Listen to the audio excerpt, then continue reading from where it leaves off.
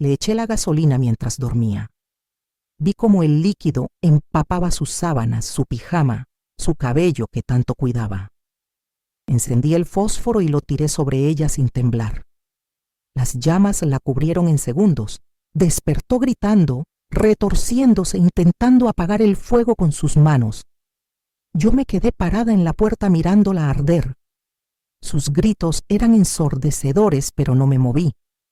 Olía a carne quemada, a plástico derretido, a gasolina. Tardó 4 minutos en dejar de moverse. 4 minutos eternos donde la vi convertirse en cenizas. Entonces cerré la puerta de su cuarto y volví al mío como si nada hubiera pasado. Era mi hija. Tenía 42 años. Yo tenía 69. Ahora tengo 77 y voy a morir en esta prisión cumpliendo cadena perpetua. Y cada noche duermo tranquila sabiendo que hice lo correcto. Querida oyente, ya estás pensando que soy la peor escoria que ha pisado esta tierra. Una madre que quema viva a su propia hija no merece respirar, ¿verdad? Los periódicos me llamaron el demonio de Recife. El fiscal pidió pena de muerte, aunque no existe en Brasil. Dijo que yo representaba la maldad absoluta. Pero antes de que me tires piedras, antes de que escupas mi nombre, escúchame. Escucha por qué lo hice. Escucha qué clase de hija era Nadia.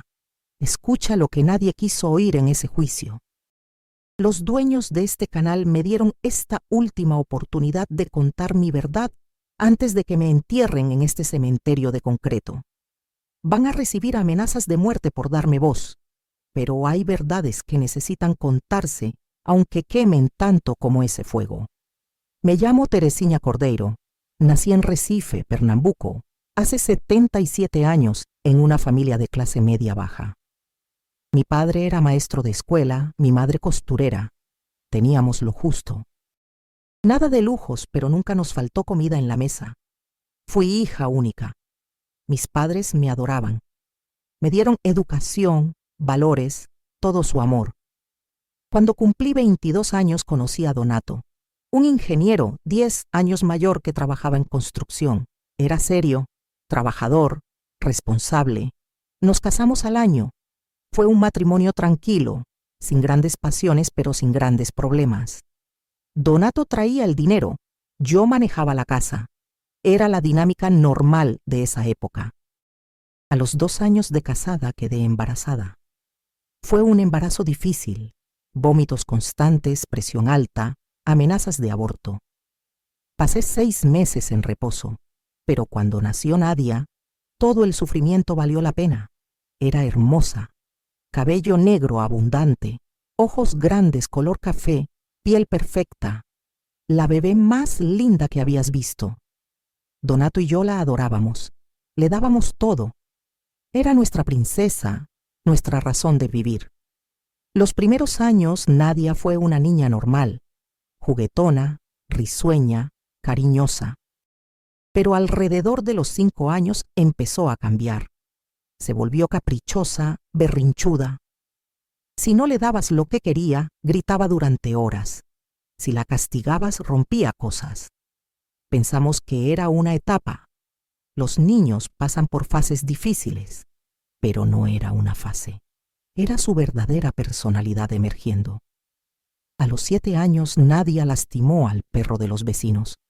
Lo agarró cuando nadie veía y le clavó tijeras en las patas. El animal quedó cojo. Los vecinos querían denunciarla, pero yo les rogué que no lo hicieran. Les pagamos el veterinario, les pedimos perdón 1000 veces. Cuando confronté a Nadia, me miró sin ninguna emoción y dijo que quería ver si lloraba, como yo cuando me pegas. Yo nunca le había puesto una mano encima. Jamás. Pero ella inventaba esas cosas. En la escuela era peor. Agredía a otros niños, les robaba sus cosas, mentía constantemente. Me llamaban cada semana por su comportamiento. La llevamos con psicólogos, 3 diferentes. Los 3 dijeron lo mismo. Nadia mostraba signos de trastorno de conducta severo, posible personalidad antisocial en desarrollo. Nos recomendaron terapia intensiva, posible medicación. Hicimos todo. terapia 2 veces por semana durante años, medicamentos que la dejaban como zombie. Nada funcionaba. A los 11 años, Nadia acusó a su profesor de matemáticas de tocarla inapropiadamente. Hubo investigación policial, el profesor fue suspendido, su vida destruida. Semanas después, Nadia me confesó riendo que lo había inventado porque el profesor la había reprobado. Quise que dijera la verdad, pero se negó. El profesor nunca recuperó su reputación. Se suicidó 2 años después. Nadia se encogió de hombros cuando se lo dije. No era mi problema, mamá. Él no debió reprobarme. Durante la adolescencia, Nadia descubrió su poder. Era hermosa y lo sabía. Manipulaba a hombres y mujeres por igual. Conseguía lo que quería con mentiras, lágrimas falsas, amenazas veladas. Salía con diferentes hombres, siempre mayores, siempre con dinero. Les sacaba regalos, dinero, joyas. Cuando se cansaba de ellos, los dejaba o inventaba que la habían maltratado.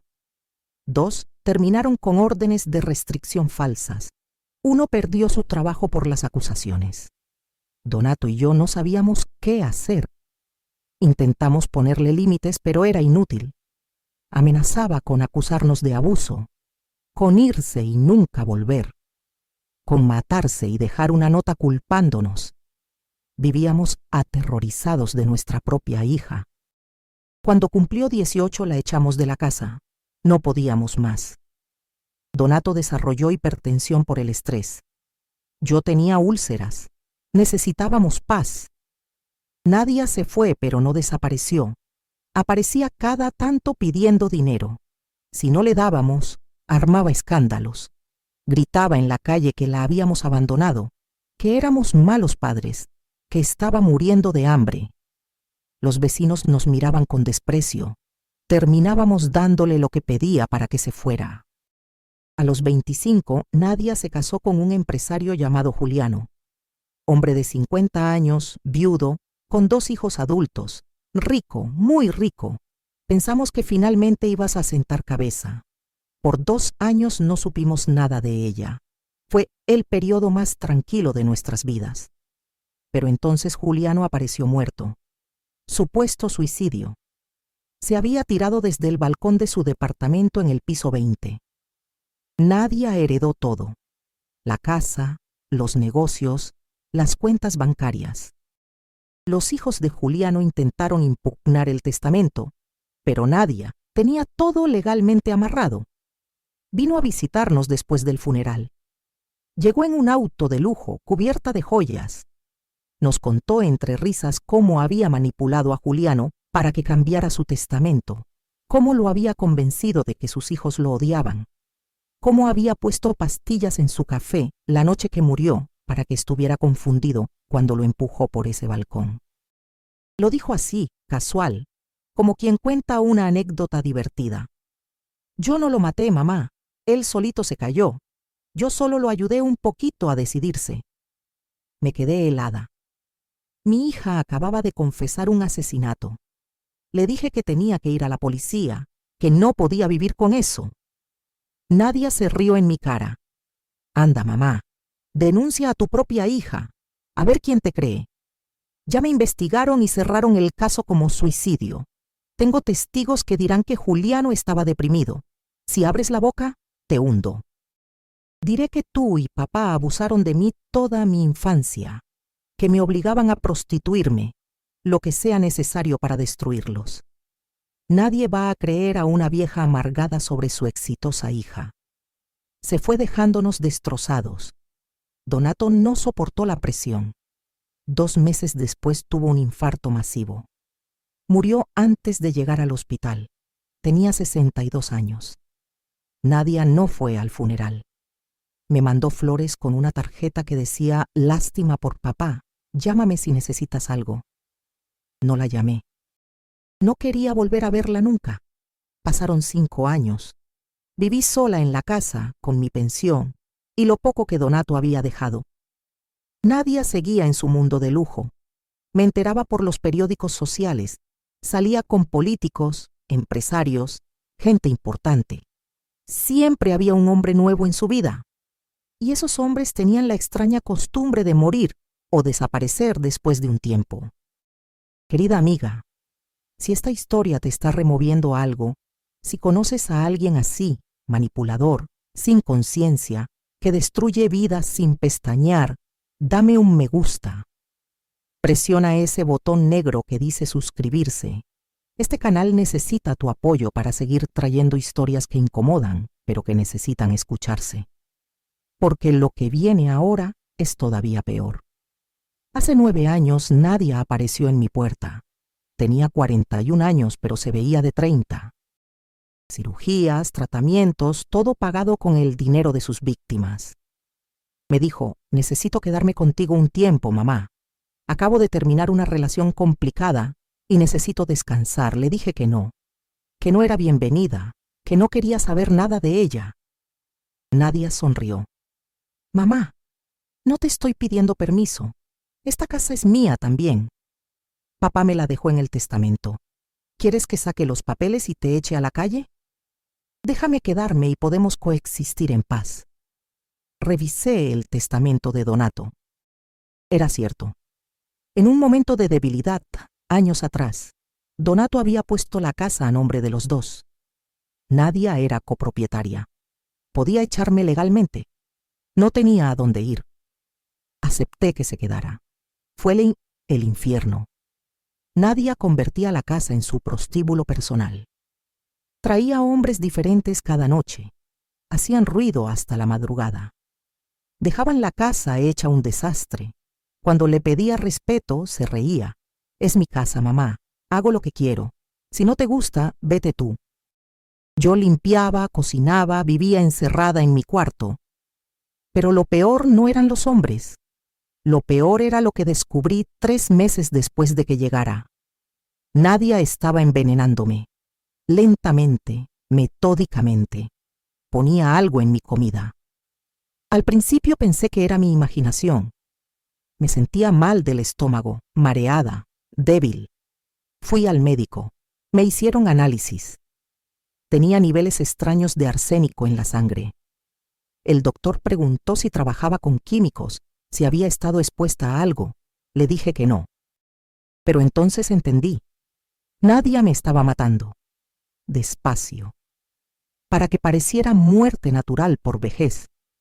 Y cuando yo muriera, ella se quedaba con todo. La casa, mi pensión acumulada, lo poco que tenía. Busqué en su cuarto cuando salió. Encontré un frasco de veneno para ratas escondido en su closet. Arsénico. Enfrenté a Nadia. Ella ni siquiera lo negó. Ay, mamá, te estoy haciendo un favor. Mira cómo vives. Triste, sola, amargada. Te estoy liberando. Y yo necesito esta casa completa para mí.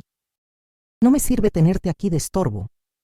Unos meses más y te duermes para siempre. Sin dolor, sin drama. Deberías agradecerme. Le grité que era un monstruo. Ella bostezó. Ya sé, mamá. Me lo has dicho toda la vida. Pero el monstruo va a heredar todo mientras tú te pudres bajo tierra. Ahora salte de mi vista. Fui a la policía con el frasco. Les conté todo. Los asesinatos, el envenenamiento, todo. Me miraron como si estuviera loca. Señora, este veneno para ratas es común. Puede haber estado en la casa desde hace años. Sus niveles de arsénico pueden ser por muchas razones. ¿Tiene pruebas de que su hija la esté envenenando? ¿La vio haciéndolo? No. ¿Alguien más puede confirmarlo? No. Entonces no podemos hacer nada. Parece un caso de paranoia senil. Debería ver a un psiquiatra. Salí de ahí sabiendo que estaba sola. Nadia había ganado otra vez. Iba a matarme y nadie iba a hacer nada. Dejé de comer lo que ella tocaba. Preparaba mi propia comida, la guardaba bajo llave en mi cuarto. Pero Nadia encontraba formas. Ponía el veneno en el agua, en el café, en cualquier cosa que yo pudiera consumir. Cada día me sentía peor. Entonces pasó algo que lo cambió todo. Nadia trajo a casa a una niña. Tenía unos 12 años. Se llamaba Iris. Nadia la presentó como hija de una amiga que necesitaba dónde quedarse unos días. Pero yo vi la verdad en los ojos aterrados de esa niña. Iris había sido comprada o secuestrada. Nadia la tenía prisionera. Durante 3 días escuché cosas horribles desde mi cuarto. Hombres entrando, llanto de la niña, órdenes de Nadia. Mi hija estaba explotando a esa criatura. Intenté hablar con Iris cuando Nadia salió. La niña estaba encerrada con llave, pero logré hablarle a través de la puerta. Me suplicó que la ayudara.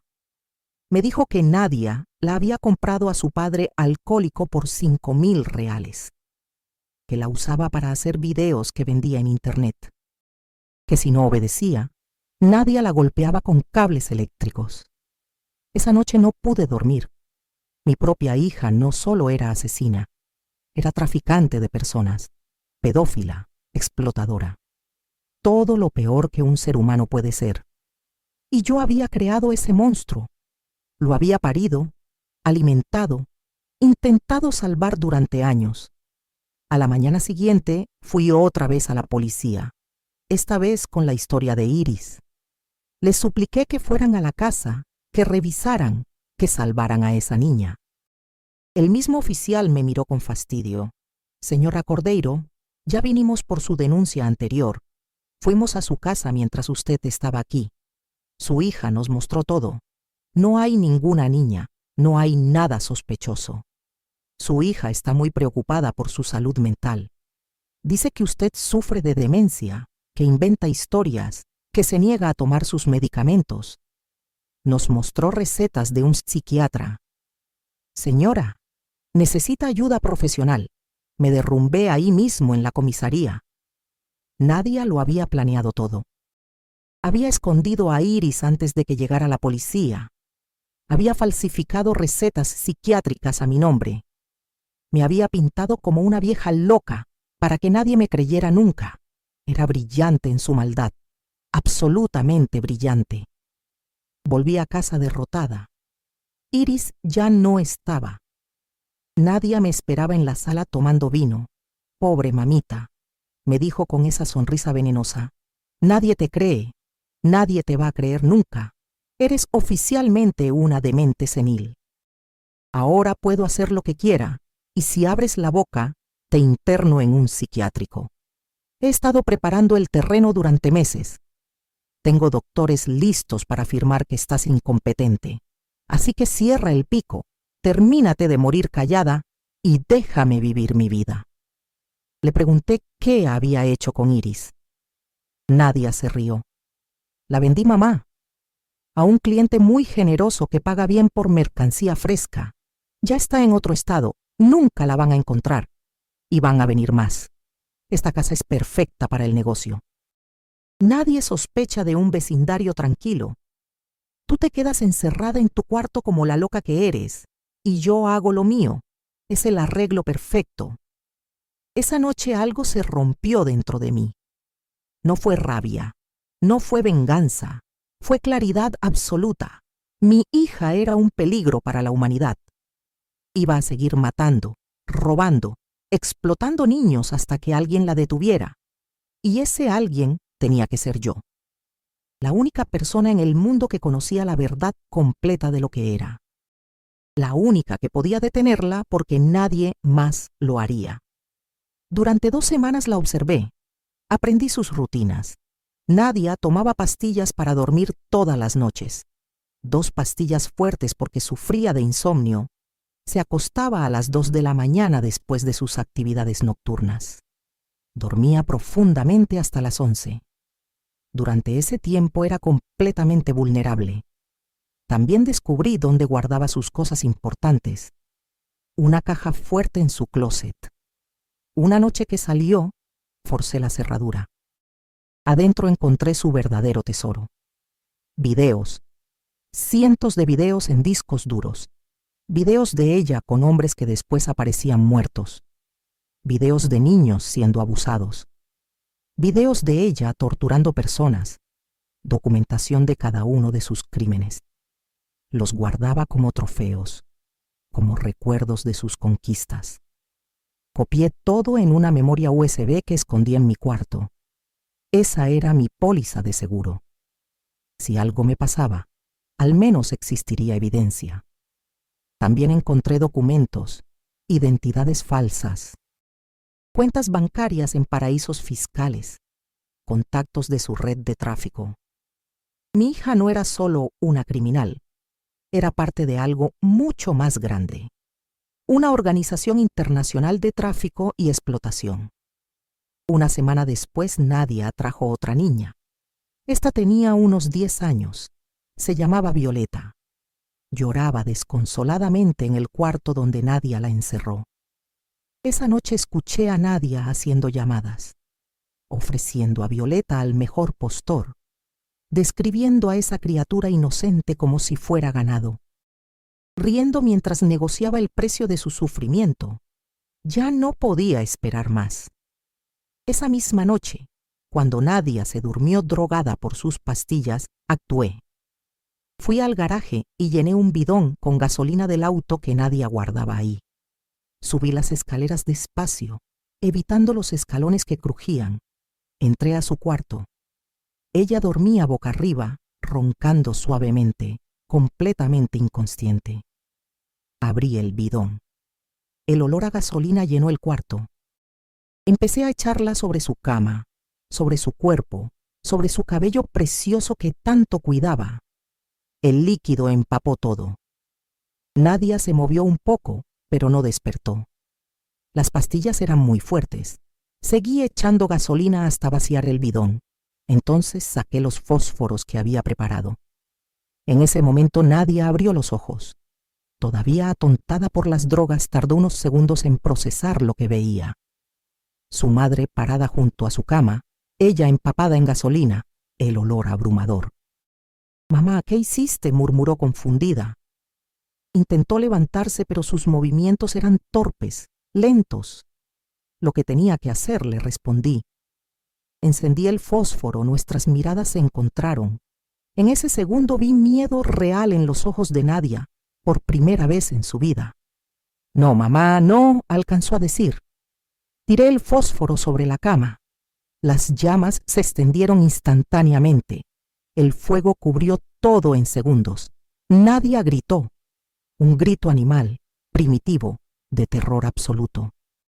Intentó levantarse, pero las llamas ya habían alcanzado su ropa, su piel, su cabello. Se retorcía, se golpeaba intentando apagar el fuego, pero solo lo esparcía más. El cuarto entero se estaba convirtiendo en un infierno. Me quedé parada en la puerta mirándola. Los gritos eran ensordecedores. El olor a carne quemada me daba náuseas, pero no me moví. Nadia rodó de la cama al suelo. Siguió retorciéndose, gritando, llamándome. «Mamá, ayúdame. Mamá, por favor». Pero yo no me moví, porque ya no era mi hija.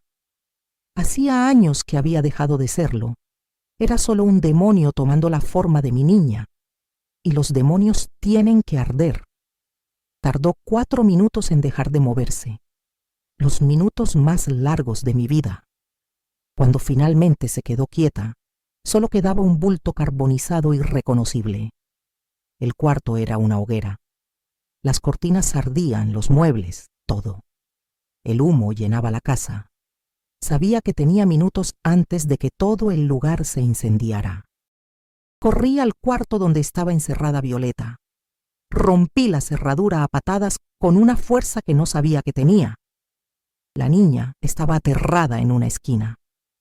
«No me tengas miedo», le dije. «Vengo a salvarte. Tómame la mano».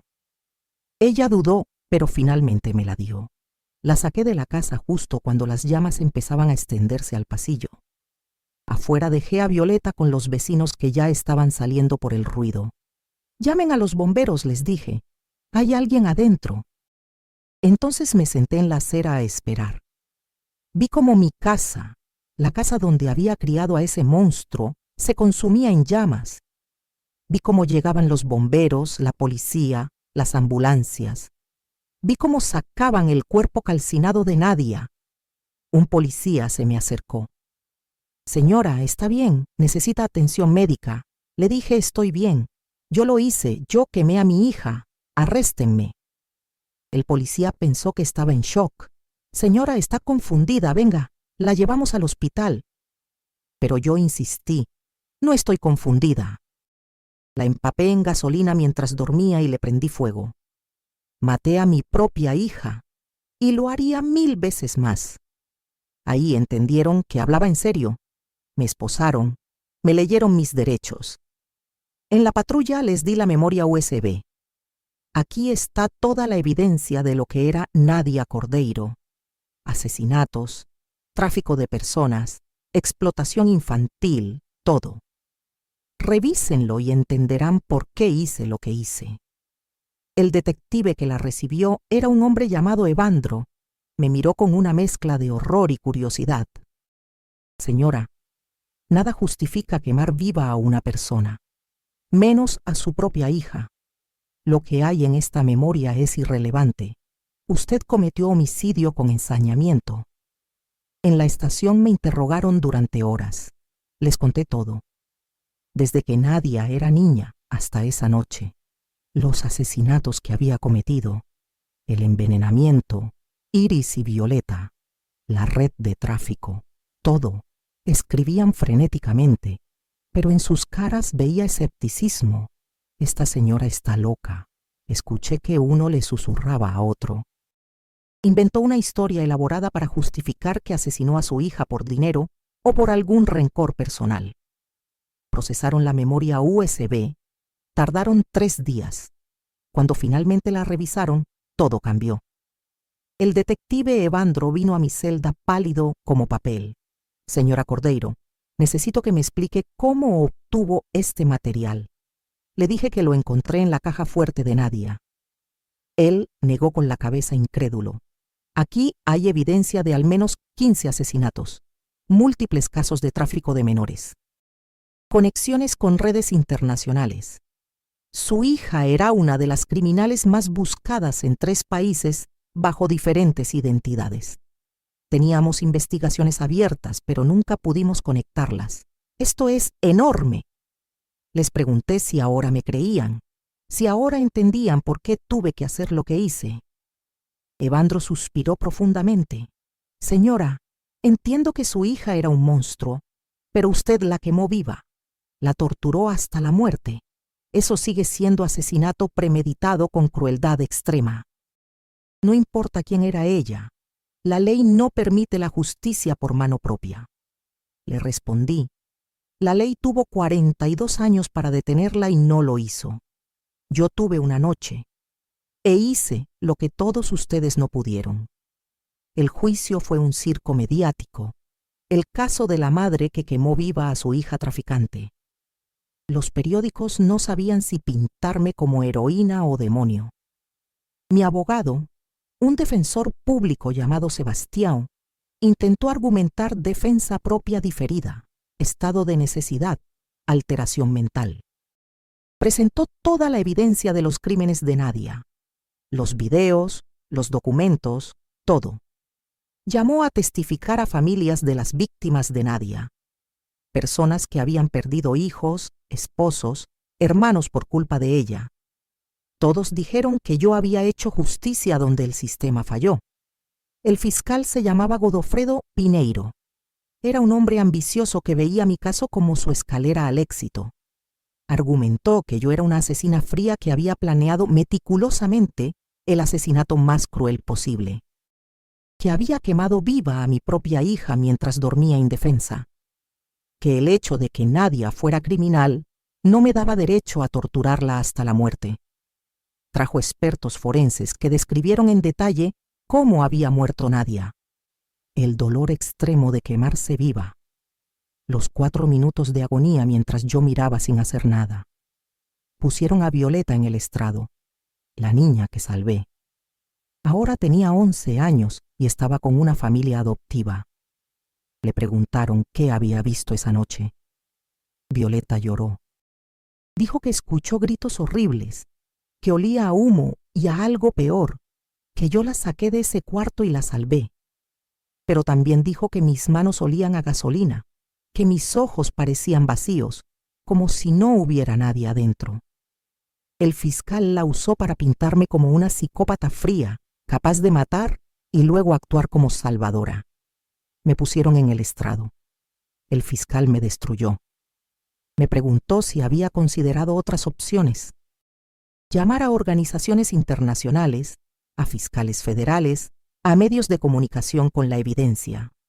Le dije que sí, que lo consideré todo. Pero Nadia me estaba matando lentamente. No tenía tiempo de esperar que el sistema actuara. Además, ustedes los policías ya me habían dicho que estaba loca. Nadie me hubiera creído hasta que fuera tarde. Me preguntó si disfruté verla arder, si sentí placer al escuchar sus gritos. Le dije la verdad. No sentí placer, sentí alivio. Sentí que finalmente estaba protegiendo al mundo de algo terrible, como cuando eliminas una infección antes de que mate al cuerpo entero. Me preguntó si me arrepentía. Le dije no. Mi único arrepentimiento es no haberlo hecho cuando tenía 5 años y lastimó a ese perro. Tal vez hubiera salvado todas las vidas que destruyó después. Esa respuesta selló mi destino. El jurado me declaró culpable de homicidio calificado con extrema crueldad. El juez me sentenció a cadena perpetua sin posibilidad de reducción de pena. Dijo que yo había cruzado la línea más sagrada que existe. Una madre no mata a su hijo sin importar qué. Que mi frialdad al describir el crimen demostraba que era un peligro para la sociedad. Que pasaría el resto de mi vida en prisión para proteger a otros de mí. La familia de Nadia, que había salido de quién sabe dónde cuando olieron herencia, gritaron que era muy poco, que debían darme pena de muerte, que yo era la peor criminal que había existido. Lo irónico es que no sabían nada de quién era realmente Nadia. Para ellos era una sobrina exitosa, prima generosa que les mandaba dinero ocasionalmente. Nunca supieron que ese dinero venía de la sangre de sus víctimas. Llevo 8 años aquí. Tengo 77. Mi salud se deteriora. Diabetes, presión alta, artritis. Los médicos de la prisión dicen que probablemente no llegué a los 80. Voy a morir en esta celda. Y está bien, porque afuera ya no tengo nada.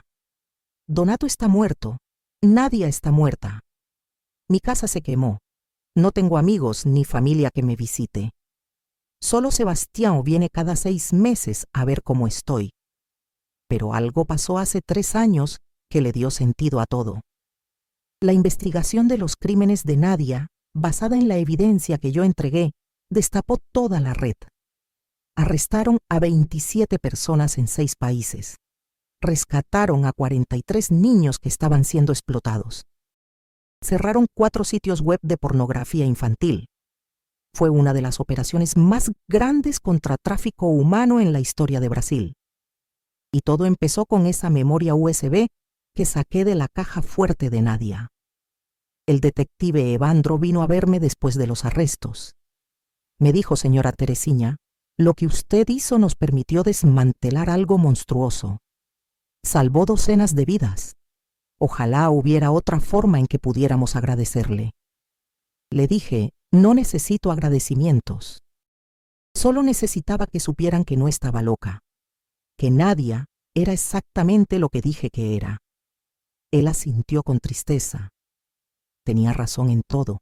Su hija era un demonio. Pero la forma en que la mató sigue siendo imperdonable ante la ley. Violeta me escribe cartas. Ahora tiene 14 años. Me cuenta de su familia adoptiva, de la escuela, de sus sueños. Siempre termina las cartas diciendo gracias por salvarme, abuela Teresinha. Sé que lo que hiciste fue para protegerme. Eres mi heroína, aunque nadie más lo vea. Esas cartas son lo único que me mantiene cuerda en este lugar. Las otras prisioneras me respetan, saben mi historia. Aquí adentro, mataras tú a un traficante de niños te hace royalty, aunque ese traficante fuera tu propia hija. Me cuidan las más jóvenes, comparten su comida cuando estoy enferma. Me defienden cuando alguna nueva intenta aprovecharse de mi edad. He encontrado más familia en esta prisión que la que tuve en mi propia sangre. Querida oyente, ya llegaste hasta aquí. Ya escuchaste toda la historia. Y sé que estás confundida. Parte de ti entiende que Nadia necesitaba ser detenida. Otra parte está horrorizada de que una madre quemara viva a su hija. Y ambas cosas son verdad simultáneamente. Yo soy asesina y salvadora, monstruo y héroe, criminal y justiciera, todo al mismo tiempo. La pregunta que debes hacerte no es si yo tenía derecho a hacer lo que hice. Legalmente no lo tenía. Moralmente es debatible. La pregunta es ¿qué harías tú si tuvieras en tu casa a alguien que sabes con certeza absoluta que va a seguir matando, que va a seguir destruyendo vidas y nadie te cree, nadie te ayuda y tú eres la única que puede detenerlo? ¿Dejas que siga adelante y cargas con la culpa de todas sus futuras víctimas? ¿O tomas la decisión terrible de convertirte en criminal para salvar a inocentes? No hay respuesta fácil. Yo tomé mi decisión. Quemé a mi propia hija. Viví 4 minutos escuchando sus gritos.